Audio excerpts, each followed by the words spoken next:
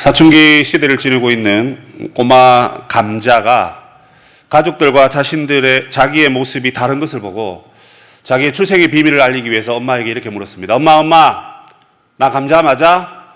당근이지. 그 말을 들은 감자는 매우 실망했습니다. 그래서 옆에 TV를 보면서 콩나물을 다듬고 계시는 할머니에게 물었습니다. 우리 할머니는 경상도 할머니입니다. 할머니, 나 감자 맞아? 오이야. 그 말을 들은 감자는 집을 뛰쳐나가고 싶었는데 그 옆에 앉아 계시는 할아버지에게, 그래, 내가 할아버지에게 마지막 한 번만 더 물어봐야지. 할아버지, 저 감자 맞아요? 왜 나는 이렇게 다르게 생긴 거예요? 나 감자 맞아요? 할아버지가 빙그레 웃으시면서 이렇게 표정을 지으셨습니다.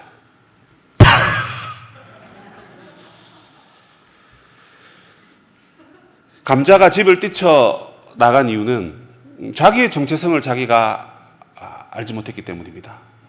여러분, 우리가 세상을 살아가면서 내가 어떠한 존재인가, 나의 정체성이 무엇인가 하는 것을 깨닫는 것은 매우 중요합니다. 최근 뉴스를 보니까 부모답지 않는 부모들의 행동을 보면서 제가 참 가슴이 미어 터질 것 같았습니다. 저희 집에도 아이가 셋 있는데 이 아이를 물론 저는 나쁜 아빠라서 그렇게 잘 케어하지는 못합니다. 그래도 마음으로는 이 아이들을 위해서 잘 해줘야지, 아이들을 원하는 대로 해줘야지, 그런 마음을 갖고 있거든요. 근데 어떤 부모를 보니까 자기들이 낳은 그 아이를 그냥 내다 버리기도 하고 또 방치해서 죽음에 이르게 되는 그런 모습을 보면서 정말 사람이 사람 구실을 못하는구나.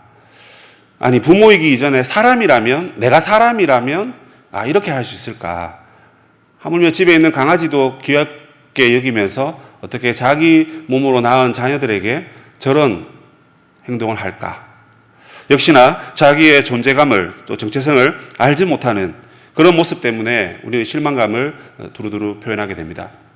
특별히 개인의 사회뿐만 아니라 공동체 속에서 내가 어떠한 일을 해야 되는지, 내가 만약에 사장인데 사장의 역할을 하지 못한다든지, 아니면 내가 말단 직원인데 마치 사장님처럼 행동한다면 그것 또한 자기의 정체성을 망각하는 행동이라고 생각을 합니다. 여러분, 교회는 어떻습니까? 교회다움이 사라지고 있다 하는 얘기를 이미 저희들은 10년 전부터 들었습니다. 10년 전에 신학교 다닐 때부터 교회가 이렇게 가면 안 되는데 하는 얘기를 무수히 들었습니다. 그리고 많은 해법이 나왔고 많은 좋은 이야기들이 나왔습니다. 그러나 사람들은 바뀌지 않았습니다. 여전히 우리는 앞날을 모른 채, 우리가 누구인지도 모른 채 그냥 오늘 하루를 살아가고 있는 것입니다. 그 결과 교회는 이웃과 세상으로부터 많은 비난과 조롱을 받고 있습니다. 여러분 생각하십시오. 교회가 비난과 조롱을 받는다. 물론 이 교회에 늘 상주해 계신 분은 목사님들이라든지 교회 직원입니다. 그럼 거기에 있는 그 사람들이 욕을 먹는 것입니까? 아닙니다. 그리스도인이라고 하는, 교회라고 하는 저와 여러분이 계속적인 비난과 조롱을 받고 있다는 사실을 우리는 기억해야 합니다. 길 가는 사람에게 물어보십시오. 여러분 삶의 목적이 무엇입니까? 라고 말하면 대개 10중 8구는 행복입니다. 이렇게 말합니다. 통계에 그렇게 나와 있습니다. 행복한 것, 그것은 나 하고 싶은 대로 살고 싶고 내가 하고 싶은 걸 하면서 기쁘게 살고 싶다, 그 얘기입니다. 이걸 신앙적으로 표현하면 우리는 하나님을 기쁘시게 하는 것, 이게 아마 행복일 것입니다. 그럼 여러분, 교회의 행복은 무엇입니까? 신자의 행복은 무엇입니까? 적어도 그리스도인으로 부름받았다면 우리는 여러분 어떠한 삶을 살아가야 합니까? 교회는 여러분 가만히 있어도 공격당하는 집단입니다. 오늘 베드로전서는 로마로부터 공격당하는 그 교회를 향하여서 베드로가 위로의 서신을 기록한 것입니다. 이 공격이 하루 이틀, 한두 달 또는 1, 2년 지나면 끝날 줄 알았습니다. 그런데 계속적으로 공격이 오는 거예요. 그래서 안 되겠다, 위로해야 되겠다 해서 여러 소아시아 교회와 흩어진 나그네들에게 편지를 쓴 겁니다. 교회가 어떠한 공격을 당하고 있습니까? 가만히 있는데 핍박받는 겁니다. 교회이기 때문에 그냥 핍박받는 거예요. 그리고 또 하나는 무엇입니까? 가만히 있으면 우리 어떻게 됩니까? 세상에 오염됩니다. 이걸 세속화라 하죠. 여러분, 우리가 말씀 보지 않고 기도하지 않아 보십시오. 그냥 우리는 교회에 나와 있지만 세상적인 생각이 우리 안에 가득 차 있게 됩니다. 가만히 있어도 그렇게 되는 겁니다. 여러분, 만약에 오르막길을 올라가는데 만약에 여러분 자동차의 악셀레이터를 밟지 않는다든지 자전거의 페달을 밟지 않는다면 여러분 불과 10초 만에 뒤로 미끄러질 것입니다. 여러분, 교회가 만약에 하나님의 말씀을 따라 교회의 정체성을, 그리스도인의 정체성을 회복하지 않는다면 여러분, 신앙생활 50년, 60년, 70년 해도 다 헛것이 될 수밖에 없습니다. 왜요? 우리의 정체성을 계속해서 페달을 밟고 악셀레이터를 밟으면서 비록 고난의 길이지만 그 오르막길을 올라가지 않으면 우리는 낭떠러지로 추락할 수밖에 없다는 것입니다. 오늘 본문을 통해서 저는 그것을 두 가지로 설명드리고 싶습니다. 오늘 말씀의 제목이 그리스도인으로 산다는 것입니다. 여러분이 그리스도인입니다. 이 표현이 사실 조롱하는 표현으로 들린 표현이지만 우린 예수쟁이고 우리 안에 그리스도가 살고 그리스도의 말씀을 따르고 그리스도가 살아간 대로 내가 살겠다라고 다짐해서 세례받고 그리스도인이 된 것입니다. 그러면 여러분, 우리는 이제 이 그리스도인답게 살아야 되는 것입니다. 그 그리스도인다운 삶을 살아야 고난의 언덕길도 거뜬히 올라갈 수 있고, 거뜬히 올라가지 못하더라도 그래도 후퇴하지 않고 낭떠러지로 미끄러지지는 않는다라는 것입니다. 그 첫 번째가 무엇입니까? 그것은 바로 거룩함입니다. 무엇이라고요? 거룩함입니다. 여러분, 13절을 보시면 그러므로 이렇게 되어 있습니다. 지난 시간에 여러분 기억나십니까? 그래도 찬양하라, 이런 말씀으로 함께 나누었습니다. 아무리 핍박이 오고 어려움이 오더라도 우리 예수 믿기 때문에 하나님 찬양해야 된다. 그러므로 이렇게 말하는 겁니다. 그러므로 우리를 어떻게 해야 되나요? 너희 마음의 허리를 동이고, 이렇게 되어 있습니다. 여러분, 이 허리를 동이고가 뭡니까? 허리띠를 꽉 차라는 것입니다. 이스라엘 옷은 여러분 통으로 되어 있습니다. 그래서 그냥 위에서 그냥 이렇게 뒤집어 입습니다. 그리고 여러분 허리띠가 꼭 있어야 됩니다. 안 그러면 그냥 이게 뭐 치마인지 옷인지 헷갈리게 되는 거죠. 근데 이게 마음의 허리를 동이고 이렇게 되어 있습니다. 마음의 허리입니다. 뭔가요, 이거? 여러분, 마음의 자세를 잘 가다듬으라는 것입니다. 그 뒤에 나오는 단어가 여러분 근신하라는 것입니다. 근신하라는 건 뭡니까, 여러분? 정신 차려란 말입니다. 만물의 마지막에 가까웠으니 너희는 깨어 근신하여 정신 차리고 뭐 하라 그럽니까? 기도하라 그랬죠. 기도할 때 여러분 졸면서 기도해도 하나님 들으실까요? 그러면 왜 정신 차리고 기도하라 할까요? 그냥 단순한 잠을 말하는 건 아니겠죠.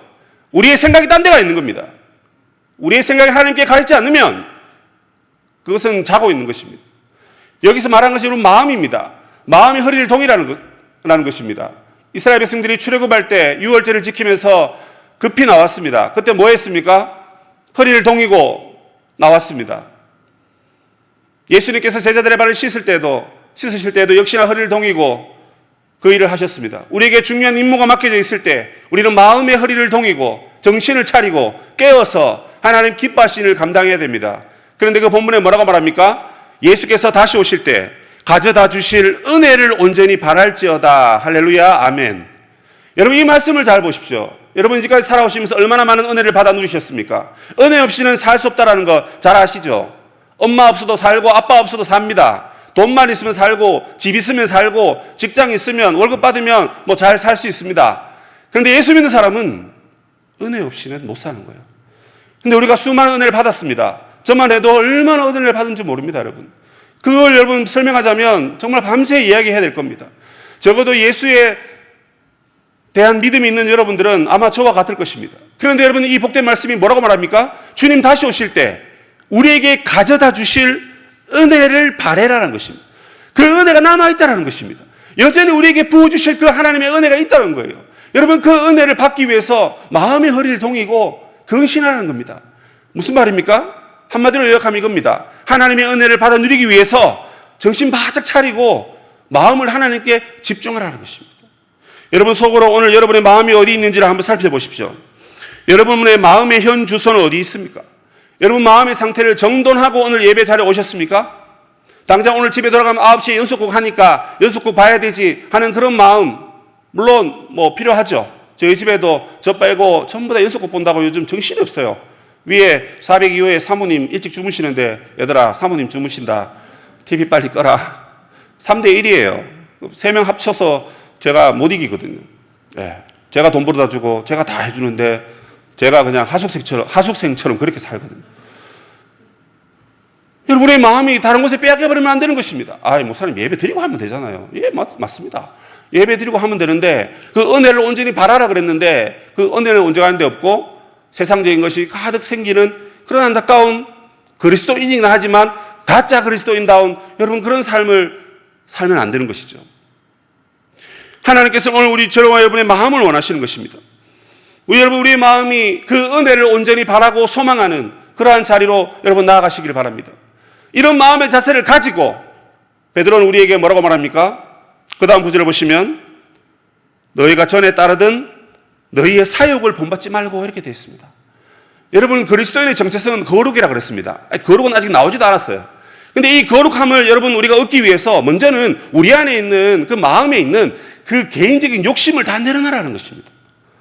이 개인적 욕심이 뭡니까, 여러분? 나 하고 싶은 대로 사는 것이 개인적인 욕심입니다. 세상은 계속해서 우리를 부추깁니다. 좀 더 즐겨라. 좀 더 쾌락을 누려라. 방종해도 된다. 아무도 보지 않는다. 하나님도 너가 예수 잘 믿기 때문에, 교회에 충성된 자이기 때문에 그 정도 봐주신다. 너 스트레스 많이 받았지 않느냐. 그러니까 스트레스 풀어야지. 계속해서 우리를 부추깁니다, 여러분. 우리의 마음을 빼앗아가는 겁니다. 쾌락과 방종의 삶으로 그렇게 우리를 흔드는 것입니다.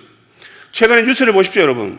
낙태죄가 이제 더 이상 죄가 아니라는 이야기가, 그 법이 성립이 됩니다. 여러분, 이거는 그냥 하루아침에 생긴 법이 아니에요. 그 이전부터 여러분 간통죄라든지 그리고 동성애 문제라든지 이런 얘기들이 계속 나오면서 이제는 생명을 정말 경시하는 그런 낙태죄. 물론 산모를 지키고 또 뭐 연인들 간의 그런 어떤 뭐 사랑을 더 유지하기 위해서 이 아이의 생명을 그렇게 하찮게 여기는 이 법은 참 가슴 아픈 법인데요. 여러분, 이런 것들은 전부 다 우리를 부추기는 쾌락에서 온 것입니다. 세상이 계속해서 그런 것들을 우리의 욕심으로 덮어 씌우는 것입니다. 육체의 일은 이렇다고 하죠. 우상을 숭배하고 음행하고 그리고 더러운 것과 호색과 원수 맺고 분쟁과 시기와 다툼과 그 외 많은 여러 가지 악한 것들이 가득하다는 것입니다. 그 악한 것들이 바로 우리 안에 있는 가득한 사욕입니다. 이 사욕을 다 내버려야 된다는 것입니다. 예수 믿었으면 여러분 그 이전의 삶을 청산해야 된다는 것이죠. 더 이상 그 뒤를 돌아봐서는 안 된다는 것입니다.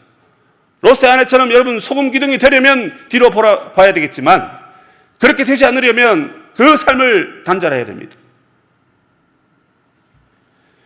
그리고 우리에게 뭐라고 말씀하십니까? 하나님께서 거룩하니 너희도 거룩하라. 내가 거룩하니 너희도 거룩하라, 이 말씀을 레위기에 5번이나 나옵니다. 중요하다는 뜻이죠. 하나님이 거룩하다. 여러분, 이걸 한번 묵상해 보십시오. 이게 무슨 뜻일까요? 가장 쉽게 말할 수 있는 게 이겁니다. 하나님은 죄를 아주 미워하신다는 것입니다. 그래서 우리에게 악은 모양이라도 버려라 그러는 거죠. 맞습니까? 하나님이 거룩하시다 했을 때 하나님 본 적도 없고 만져본 적도 없습니다. 그런데 하나님이 거룩하시다 하니까 그런 줄 알고 있습니다. 그런데 그게 뭔지 모르는 거예요. 하나님 죄를 미워하시고 싫어하신 것입니다. 또 이 세상에 가득한 모든 악을 몰아내고 이 땅에 정의와 공의를 세우는 그것이 바로 하나님의 거룩인 것입니다. 그래서 하나님께서 선으로 악을 이기는 것입니다. 악을 몰아내고 악을 심판하고 하나님의 다스림이 가득한 것, 하나님의 임재가 가득한 상태, 여러분 그것이 거룩인 것입니다. 하나님이 그러하시니 하나님의 자녀된 저와 여러분도 그러한 삶을 살아라는 것입니다. 그런데 여러분, 여기 우리는 한 가지를 더 덧붙여야 됩니다. 하나님이 죄를 싫어하시니까 우리 당연히 죄를 싫어야 되죠. 우리의 모든 욕심들을 다 내려놓으라는 것입니다. 물질에 대한 욕심, 권력에 대한 욕심, 소유에 대한 욕심, 나의 의로움을 드러내고 싶은 그러한 교만. 예수 믿는 사람들이 가장 큰 죄가 교만이라고 그러죠. 예수 믿는데 아직까지 내가 다른 사람을 보고 비판하고 정죄하는 자리에 있다면 아직 예수 좀 덜 믿은 겁니다, 여러분. 내가 진짜 예수 믿는다면 저 힘들고 연약한 사람을 위해서 기도할 뿐만 아니라 그의 필요를 위해서 내가 묵묵히 도와주는 것이 예수 믿는 사람이지, 거기 가서 그냥 자기 일도 아닌데 참견해서 싸우고 찢고 뽑고 그 얘기를 또 이웃에 가서 또 전달하고, 전달한 집은 또 더 부풀려 가지고 한 바퀴 삥 돌아서 이렇게 우리한테 들어오면, 야, 이 얘기 어떻게 이렇게 뭘 커졌지? 이렇게 되는 겁니다. 그래서 믿음의 약한 자들이 교회 공동체에 잘 안 나오려고 하는 거죠. 왜요? 교회에 나오면 자기를 드러내야 되고, 그래서 교제해야 되는데, 이 거룩한 공동체라면 용납하고 용서하고 사랑이 가득하고 이렇게 되는데, 그게 안 되니까 예수는 내가 믿고 싶은데 예수 믿는 공동체는 안 가고 싶은 거죠. 이건 우리가 거룩한 삶을 살지 못한 결과인 것입니다. 그래서 거룩이라 했을 때는 죄로부터 우리가 우리의 삶을 분리할 뿐만 아니라 분리된 우리 자신을 그 다음이 중요합니다. 그 다음이 뭐냐면 그 다음이 그 우리의 삶을 거룩한 산 제물을 영적 제사로 누구에게? 하나님께 드려야 됩니다. 하나님께서 오늘 저와 여러분에게 말씀하시는 첫 번째 정체성은 바로 이것입니다. 죄로부터 끊어진 우리의 삶을 하나님께 이어가야 된다는 것입니다. 하나님께 헌신하라는 것입니다. 하나님이 죄를 싫어하시는 우리도 죄를 몰아내자라는 것입니다. 죄를 몰아내기 위해서 회개하자라는 것입니다. 기도하자라는 것입니다. 이 땅에 하나님의 공의가 이루어지기를 여러분 간절히 사모하고 간구하자라는 것입니다. 이 땅에 악이 심판받기를 여러분 우리가 기도하면서 하나님의 다스림이 임하기를 여러분 간절히 소망하면서 그렇게 여러분 부르짖어야 되는 것입니다. 그것이 여러분 거룩한 삶을 사는 것입니다. 여러분 이 삶은 너무나 중요합니다. 왜죠? 17절에 보시면 너희가 나그네로 있을 때를 두려움으로 지내라 이렇게 말씀했기 때문에 그렇습니다. 예수 믿고 이제 뭔가 좀 들려지고 느껴지니까 야, 나 이제 예수 믿고 이제 끝났나 보다. 이제 야, 복 받을 일만 남았구나. 이렇게 되는 거죠. 그렇게 되다 보면 자연스럽게 여러분 두려움이 사라집니다. 자신만만한 건 좋습니다, 여러분. 근데 그 자신만만한 것 때문에 오히려 우리가 하나님의 거룩을 훼손하고 하나님 기뻐하지 않는 것을 선택하는 실수를 또 범할 수가 있습니다. 그래서 너희 구원을 두렵고 떨림으로 이루어가라는 것입니다. 두려움으로 지내라는 것입니다. 여러분 이렇게 지내는 것이 너무너무 우리에게 중요합니다. 왜 우리가 이렇게 이 거룩한 삶을 열심히 여러분 추구하고 살아가야 됩니까? 우리가 거룩하게 된 것이 세상에 썩어질 은과 금으로 된 것이 아니라 예수 그리스도의 보배로운 피로 되었기 때문에 그렇습니다. 사람들이 아무리 우리에게 손가락질을 해도 여러분 예수님의 피로 구속받아 구원받은 자가 저와 여러분인 것입니다. 그만큼 값진 인생이 없는 것입니다. 내가 다른 사람의 관점으로 나를 보고 세상의 관점으로 나를 보니까 형편없는 사람이죠. 맞습니다. 나가면요 나보다 잘생긴 사람은 훨씬 많고 나보다 돈 많은 사람은 더 많고 나보다 키 큰 사람, 나보다 날씬한 사람, 나보다 능력 많은 사람, 나보다 공부 잘하는 사람 너무너무 많습니다. 근데 왜 우리는 계속 그걸 가지고 스스로를 비교합니까? 그래서 가지지 못하고 누리지 못해서 왜 그렇게 가슴 아파합니까? 반대로 여러분 나가서 나는 예수 그리스도의 보배로운 피로 구원받았는데 구원받지 않는 자들을 보면 이 얼마나 감사한지 이 얼마나 하나님의 큰 은혜인지 야 내가 참 거룩하게 살아야 되겠구나. 여러분 이런 비교를 오히려 해야 하지 않겠습니까? 주님이 우리를 구원하시고 우리를 거룩하게 하기 위해서 십자가에 보배로운 피를 흘리셨습니다. 그런데 이것은 우연으로 된 것이 아니라고 오늘 본문이 또 말합니다. 창세전에 하나님께서 계획하신 것입니다. 그리고 우리의 믿음과 소망을 오직 하나님께 두라고 저와 여러분을 거룩한 자로 부르셨다는 것입니다. 사랑하는 성도 여러분, 이 거룩이라는 것은 여러분 일평생 걸쳐서 계속 추구해야 되는 것입니다. 여러분 여기 보면 결혼하신 우리 집사님들 성도님 많이 계시죠? 결혼하셨는데 혹시 남편은 저 지방에 가 계시고 아내 되시는 분은 혹시 그냥 집에 계시고 이렇게 별거하시는 분들이 혹 있는지 모르겠습니다. 뭐 있는 것을 제가 드러내가지고 뭐 면박 주려는 것이 아니고 만약에 여러분 우리가 결혼을 했다면 한 집에 살아야죠. 우리가 여러분 예수 믿고 하나님의 자녀가 되었다면 그날부터 여러분 거룩이라는 것은 항상 우리 집에 내 침실에 내가 있는 공간에 늘 같이 있어야 되는 하나님의 성품입니다. 아이고 목사님 저 같은 죄인이 어떻게 하나님의 거룩함을 본받을 수 있겠습니까? 이게 제 말이 아니고 하나님이 그렇게 말씀하신 겁니다. 하나님도 저와 여러분이 안 거룩하다는 것을 잘 아십니다. 그렇지만 하나님은 낮아지셔서 자기 아들을 보내시고 예수 그리스도를 바라보게 하심으로 거룩한 삶을 살라고 그렇게 손 내밀고 계시잖아요. 근데 왜 우리는 우리가 안 된다 그럽니까? 염치불구하고 나아가야죠. 하나님 먼저 손 내밀어 주셨으니까 나아가야죠. 그래서 여러분 거룩이라는 것이 항상 우리를 뒤따라다녀야 됩니다. 어느 정도냐면 여러분 집에 세탁기 다 있으시죠? 세탁기 뭐 하는 겁니까 그거? 저 같은 남자들은 잘 모른다 그죠? 돌리는 법도 모르고 수평을 어떻게 맞춰야 될지도 모르고 뜨거운 물 찬물 어떻게 연결해야 될지도 모르고 저는 킬 줄은 아는지 모르겠습니다. 찌르는 분들은 좀 반성하시고요. 알아야 되겠죠, 그죠? 근데 세탁기에 들어가면 여러분 무슨 일이 일어납니까? 이 찌든 때, 묵은 때들도 세탁기에 들어가면 깨끗하게 돼서 나옵니다.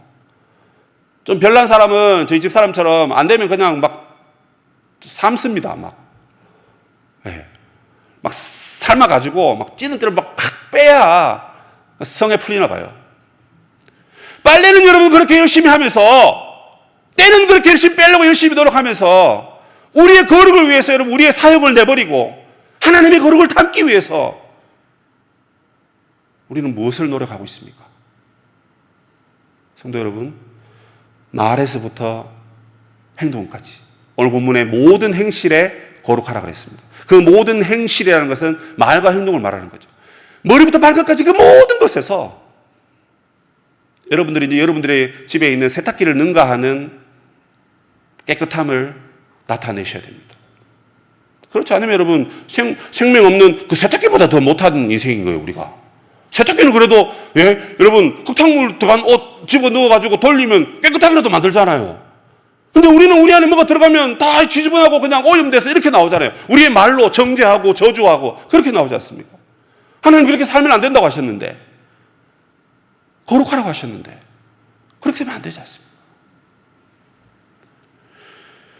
거룩함이 없이는 아무도 주를 보지 못한다고 했습니다. 기도와 말씀으로 거룩해진다 했고요, 성령으로 저와 여러분이 거룩해질 수 있습니다. 방법 다 알려드렸습니다. 여러분, 우리 좀 더 거룩해지면 좋겠습니다. 왜요? 그게 바로 그리스도인이니까요. 명찰 달고 다닌다고 그리스도인 아닙니다. 우리의 인격이 하나님을 닮아서 거룩한 삶을 나타내느냐, 그것이 그리스도인이기 때문에 그렇습니다. 두 번째로 오늘 본문에서 그리스도인의 진정한 삶은 뜨겁게 형제를 사랑하는 삶이다라고 22절에 나와 있습니다. 자, 보십시오. 마음으로 뜨겁게 서로 사랑하라 이렇게 되어 있죠, 그죠? 그런데 여러분, 이것도 22절에 보시면 진리의 순종함으로 이렇게 되어 있습니다. 자, 이게 지금 같은 거예요. 앞에도 아까 거룩도 일단 마음의 상태를 먼저 얘기했어요.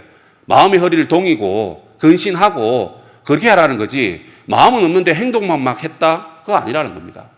이 형제를 사랑하는 것도 여러분, 이 고난의 세월에 너무너무 중요한데, 먼저는 우리의 그 마음이 진리를 순종해야 된다는 것입니다. 자, 이 말은 무슨 말이냐면, 우리의 힘으로 형제를 사랑하려고 아무리 노력해도 그게 안 된다는 것입니다. 여러분.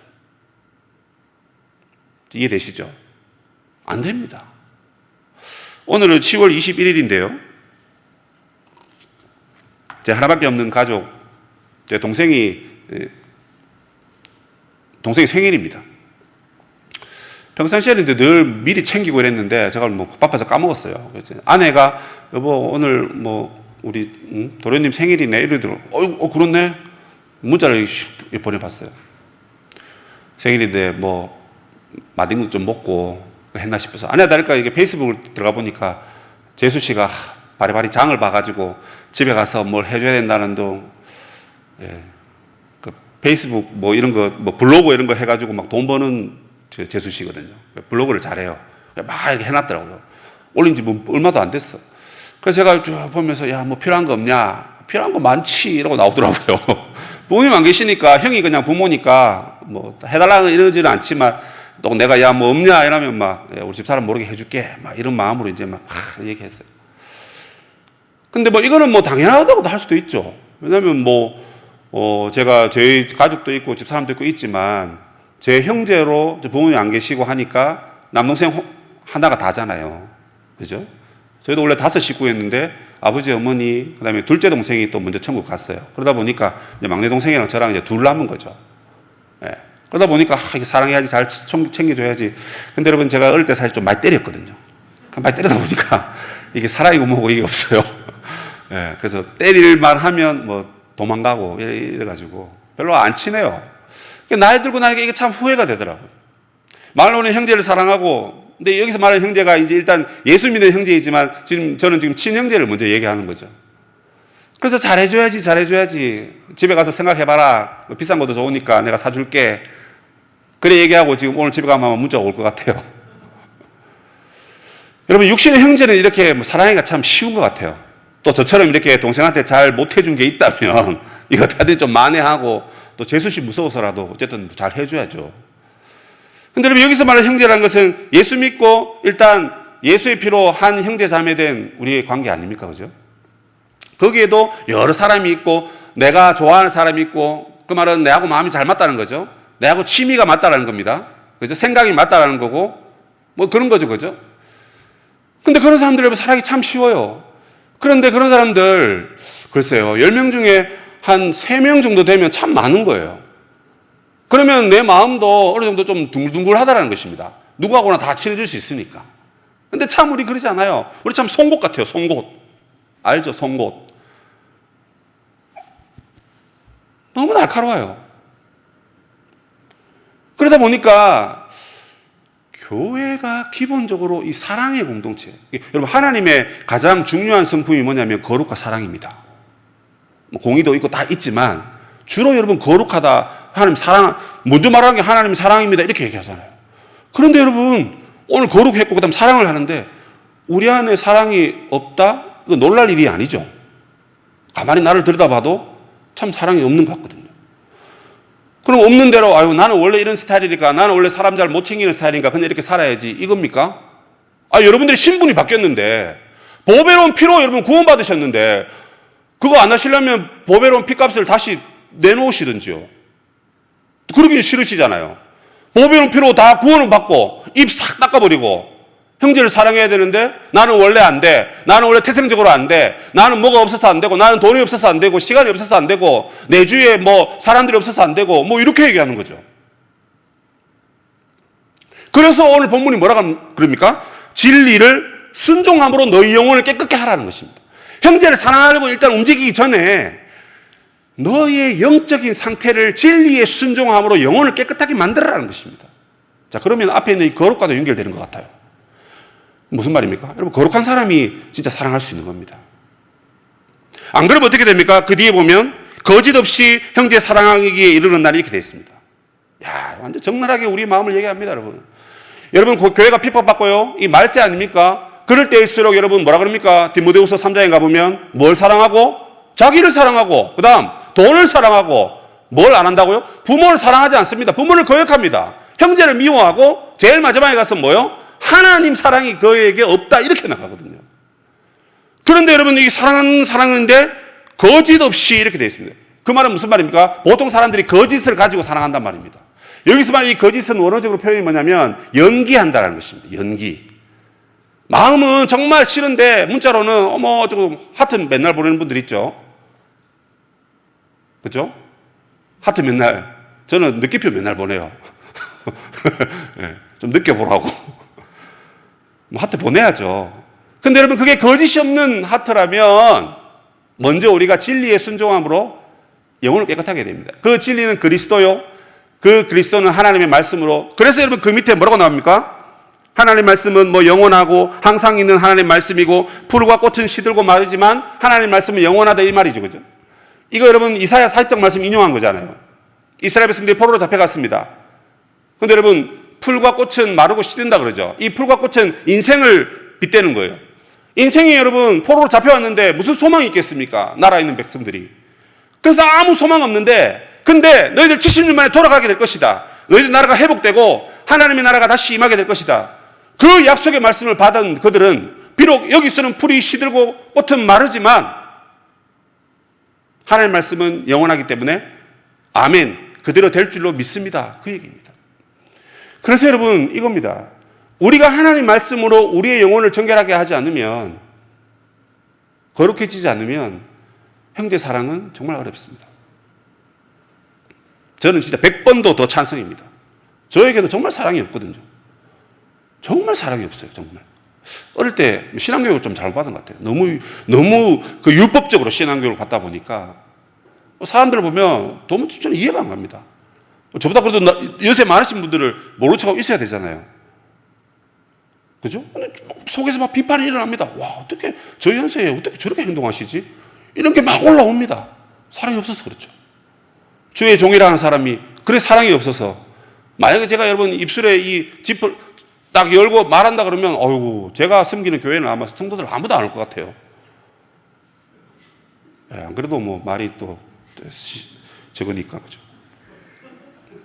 예, 왜 웃으십니까?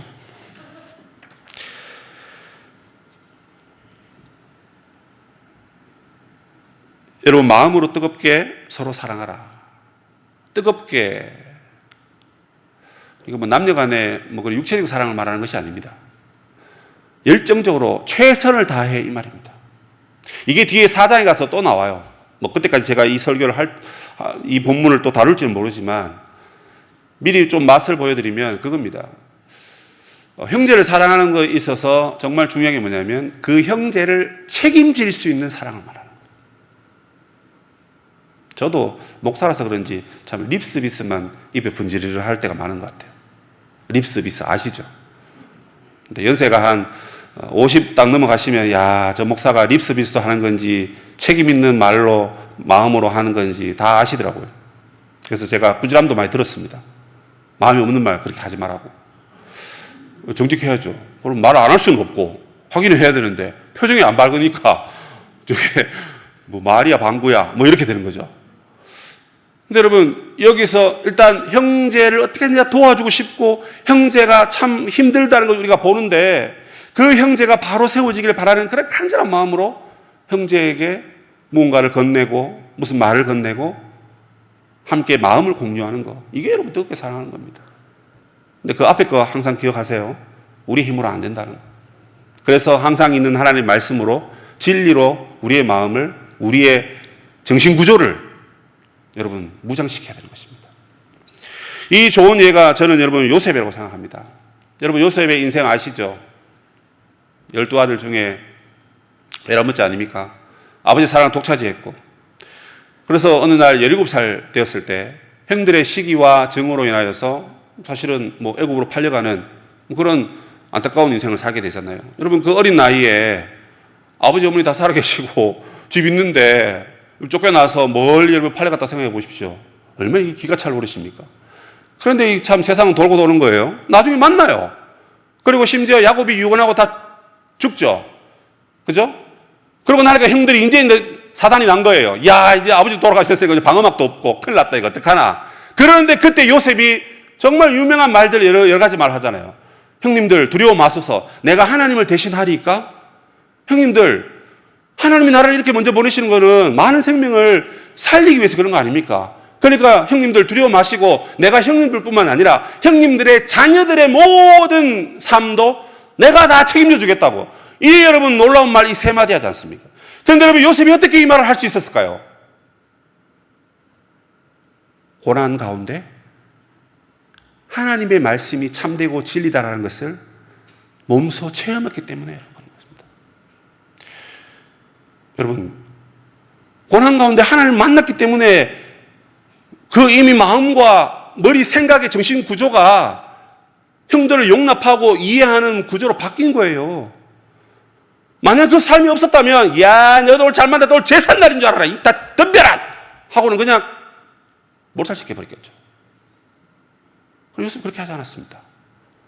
그 사랑이 바로 우리 주 예수 그리스도의 저와 여러분을 향한 사랑입니다. 왜요?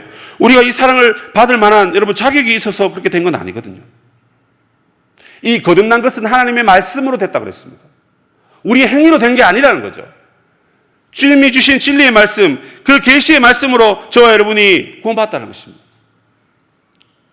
그러니까 여러분 이 형제 사랑 물론 뭐 하루아침에 안 되는 거 압니다. 근데 그걸 추구하고 가자는 겁니다. 지금 어떻게 사람이 여러분 하루아침에 거룩해집니까? 여러분 거룩의 마지막 단계가 영화잖아요. 영화는 여러분 부활의 몸을 입어야만 영화가 됩니다. 천국 가야 영화가 돼요. 그럼 그 전까지는 그리스도의 분량으로 계속해서 거룩을 위해서 계속해서 오르막길을 걸어 올라가야 되는 겁니다. 근데 여러분 이 땅에서 다 이루었다 뭐 그렇게 말하는 사람 있어요. 근데 우리는 그렇게 말하지 않습니다. 이 땅에 다 이룰 수 없습니다. 그렇다고 포기합니까? 아닙니다. 말씀과 성령을 힘입어 기도하며 끝까지 그 길을 가야 되는 겁니다. 형제 사랑도 마찬가지입니다. 정말 명절만 되면 보기 싫은 얼굴들이 있죠. 교회 안에도 여러분 보기 싫은 얼굴들 혹 있는지 모르겠습니다. 사람이니까 있겠죠. 근데 어떻게 해요? 진리에 순종함으로 우리의 영혼을 깨끗게 하고 하나님의 말씀을 따라서 교제하며 형제를 사랑하는 것. 이게 참 재밌습니다. 헬라어가. 요게요, 요게, 이 뭐랍니까? 교집합이라고 그럽니까? 그러니까 우리가 하나님 말씀과 교제하면서 우리가 형제를 사랑하고 이렇게 돼 있어요. 이걸 섞으면 어떻게 되냐면, 진정한 교제는 말씀의 교제를 통해서 형제를 사랑하는 것이다. 이렇게 생각해 볼 수도 있다는 겁니다. 여러분, 순모임을 생각해 보십시오. 순모임에서 하나님 말씀 나누기가 정말 힘들고 어려운 건 압니다.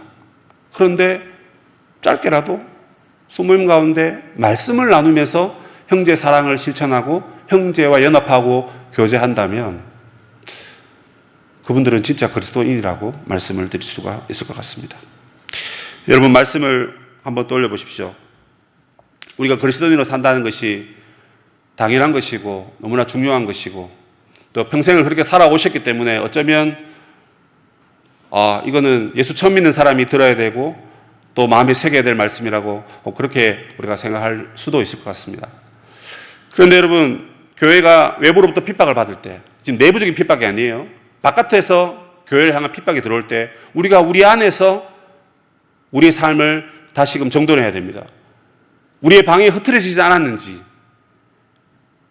우리의 삶을 다시 돌아보자는 겁니다. 그 첫 번째가 여러분 거룩이라고 그랬습니다. 두 번째는 형제 사랑입니다. 더 이상 여러분 한국 교회 가운데 예수 믿는 사람 가운데 이런 말 안 들었으면 좋겠습니다. 무슨 말입니까? 예수 믿는 사람은 많아도 예수 닮은 사람은 없다. 이게 성경 말씀도 아닌데 저 계속 묵상이 되더라고요. 예수 믿는 사람은 많은데 믿는 사람은 많대요. 여기서 말하는 믿는 건 가짜로 믿는다는 뜻이겠죠. 근데 예수 닮은 사람은 없답니다. 그러니까 그리스도인 같은 사람은 많은데 그리스도인은 없다. 뭐 그런 얘기겠죠. 그 외에도 뒤에 가보면 또 여러 가지 말씀들이 있습니다.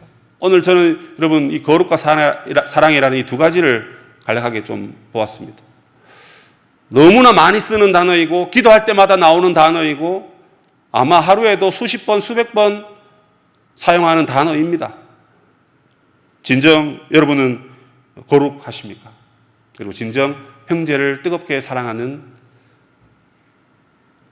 말과 혀로만이 아닌 행함과 진실함으로 사랑하는 그 사랑이 저와 여러분 가운데 있습니까? 어렵다 합니다. 어려울 때일수록 더 거룩해야 되고 어려울 때일수록 더 형제를 내 몸과 같이 사랑해야 합니다.